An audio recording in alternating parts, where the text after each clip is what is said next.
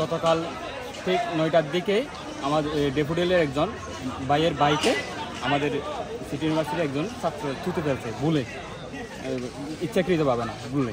তারপর ওই তুতো দেওয়ার কারণে ওই ইউনিভার্সিটি ভাইটা উনি তো মারধর করছে। মারধর করার পরে আমাদের ভাই ওনার কাছে সরি বলছে এবং এই ঘটনার জন্য সম্পূর্ণ দুঃস্বীকার করে নিছে। দুঃস্বীকার করে আমরা চলে আসছি এখান থেকে।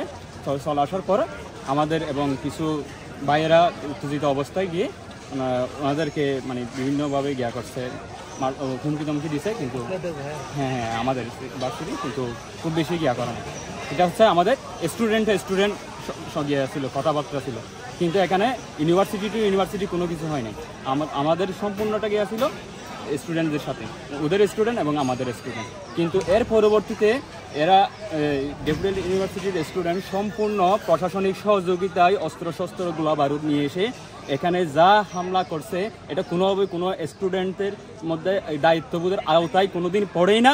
এবং একটা সন্ত্রাসী হলেও মিনিমাম শিক্ষা প্রতিষ্ঠানে যে সম্মানটুকু দেয় সেই সম্মানটুকু সন্ত্রাসীত তা এই স্টুডেন্টরা দেয় নাই। কারণ তাদের সম্পূর্ণ মানসিকতা ছিল সন্ত্রাসীমূলক কার্যক্রম, এখান থেকে সিটি ইউনিভার্সিটিকে বিলুপ্ত করার মতো কার্যক্রম। কারণ তারা বিগত দিনে এরকম কুপুষ নিয়ে বসে আছে।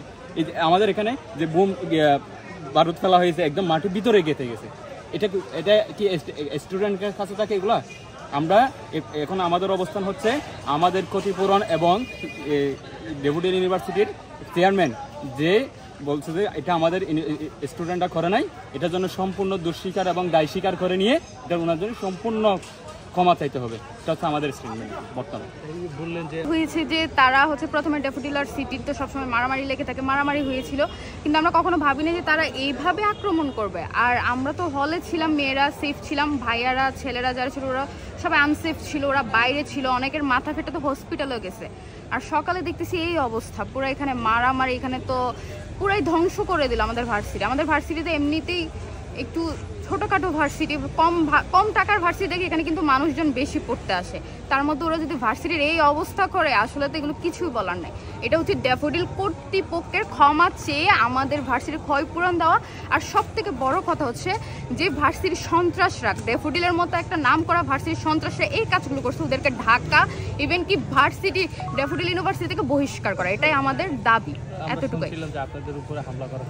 আমাদের উপরে হামলা করে আমাদেরকে ইট ছুঁড়ে মারা হয়েছে, আমাদের ভাইয়াদেরকে ইট ছুঁড়ে মারা হয়েছে, ওরা অনেক বেশি আহত।